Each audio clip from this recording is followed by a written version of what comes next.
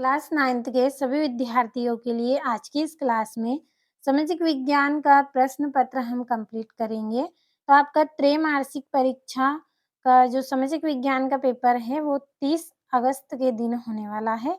तो कुछ ऐसे प्रश्नों को हम पढ़ेंगे जो आपको अच्छे अंक दिलवाने में मदद करेंगे। तो चलिए समझ लेते हैं हमारे महत्वपूर्ण प्रश्नों को। तो पहला प्रश्न सही विकल्प चुनकर लिखना है। पहला है फ्रांस की क्रांति कब हुई थी? तो जो फ्रांस की क्रांति है वो कब हुई थी? 1789 में। तो बी नंबर वाला आपका सही रहेगा।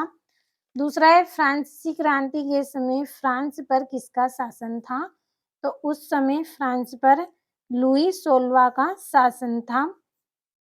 तीसरा है एक स्थलीय भाग जो 3 ओर से समुद्र से घिरा है, तो वहाँ आपका है प्रायद्वीपी। तो ये बी नंबर वाला सही रहेगा।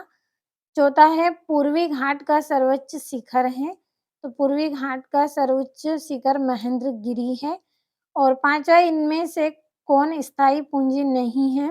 तो इसका आंसर रहेगा बीज। छठा है इनमें से कौन अस्थायी कार्यशील पूंजी है? तो इसका आंसर रहेगा नगद रुपया। अगला है आपका रिक्त स्थानों की पूर्ति कीजिए।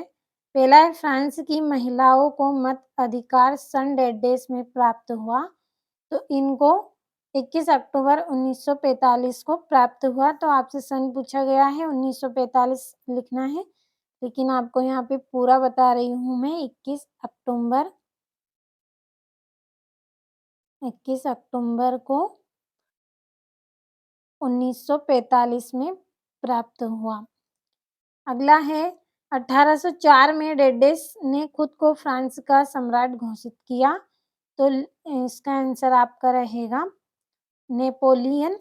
जो नेपोलियन था उसने फ्रांस का सम्राट स्वयं को घोषित कर लिया। तो हम यहीं पर लिख लेते हैं नेपोलियन।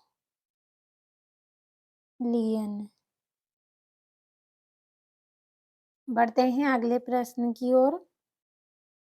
तीसरा है प्रथम विश्व युद्ध की शुरुआत डेडेस में हुई थी, तो इसकी शुरुआत 28 जुलाई 1914 को हुई थी।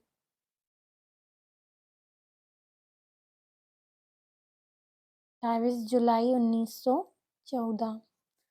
अगला है डेडेस भारत को 2 बराबर भागों में बांटती हैं, तो प्रच्छन्न बेरोजगारी।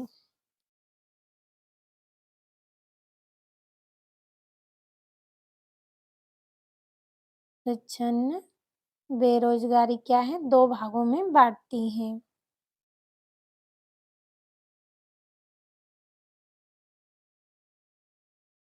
अगला है भारत और श्रीलंका के बीच डेडेस खाड़ी है, तो इसके बीच निकोलस द्वीप खाड़ी है।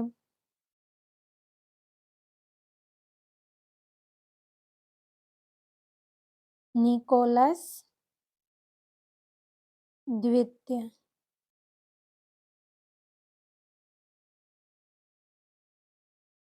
अगली है डेडेस झील भारत में खारे पानी की सबसे बड़ी झील है। इसका आंसर रहेगा आपका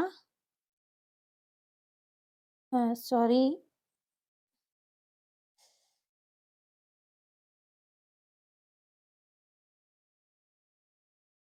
कर्क रेखा रहेगा आपका। यहाँ पे गलती से मैंने आपको चौथा और पांचवा आंसर गलत बता दिया है, ये आपका नहीं रहेगा। चौथे का आंसर आपका रहेगा कर्क रेखा। तो कर्क रेखा को हम यहीं पर लिख लेते हैं, कर्क रेखा। पांचवा भारत और श्रीलंका के बीच डेडेस खाड़ी खाड़ी है, तो इसके तो आप पांचवे और छठे का आंसर आप कर लें, क्योंकि जो आंसर है उसमें मुझे थोड़ा सा डाउट है, तो सही आंसर आप भर लें। अगले प्रश्न की ओर बढ़ते हैं। तो अगला प्रश्न है एक वाक्य या एक शब्द में उत्तर लिखिए। पहला है आपका अगस्त 2002 में किस ऑर्डर द्वारा पाकिस्तान का संविधान बदल गया? तो लीगल ऑर्डर के द्वारा।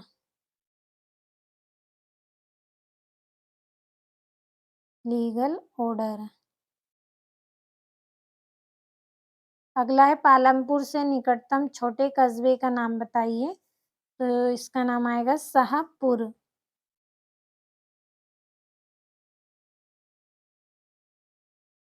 शाहपुर। अगला है कौन से दशक के अंत में हरित क्रांति शुरू हुई? तो 1960 के दशक में। अगला है उद्देश्य बेरोजगारी का दूसरा नाम क्या है?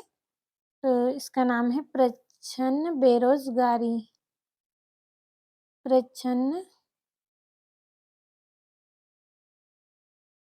बेरोजगारी। अगला है रूस का अंतिम जार कौन था? निकोलस द्वितीय।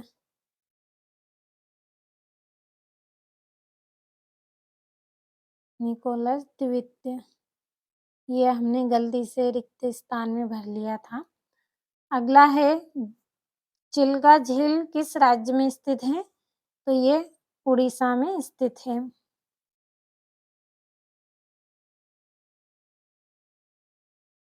उड़ीसा राज्य में स्थित है।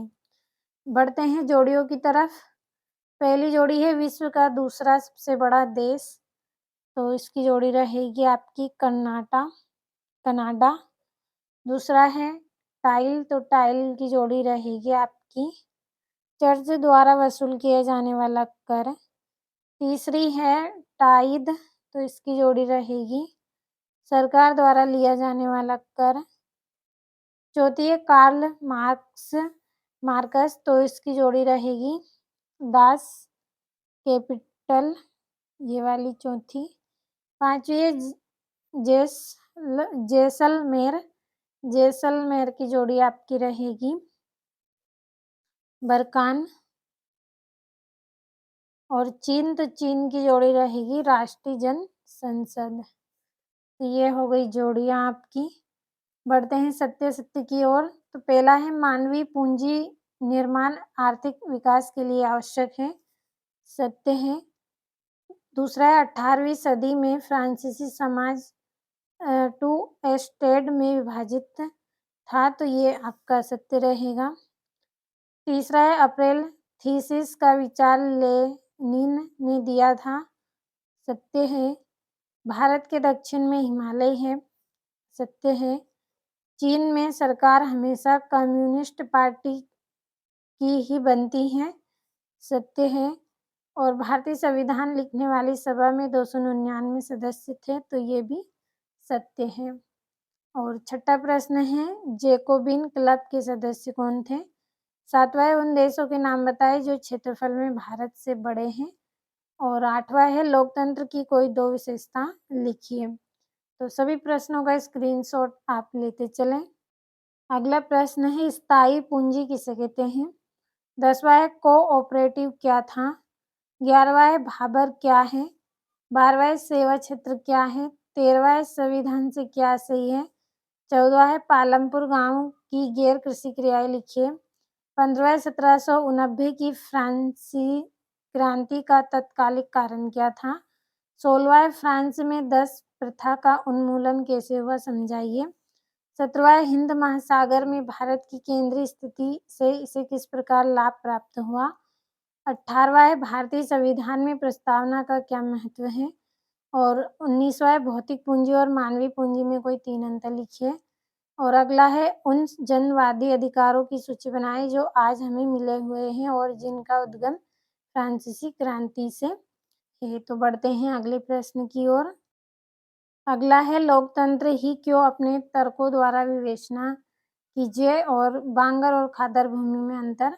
और शिक्षित बेरोजगारी भारत के लिए एक विशेष समस्या क्यों है समझाइए। तो आज की इस वीडियो में कुल 23 प्रश्न आपको बताए हैं। सभी का स्क्रीनशॉट भी आपने लिया होगा। तो अच्छे से आप सभी प्रश्नों को कंप्लीट करें।